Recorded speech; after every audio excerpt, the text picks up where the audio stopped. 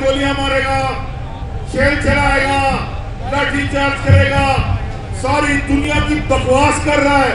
ये क्रिमिनल जिसकी अपनी पार्टी के लोग कहते हैं इसने 20 कत्ल खुद किए हैं। मैं राणा सनाउल्लाह, मैं तुम्हें एक पैगाम देना चाहता हूं।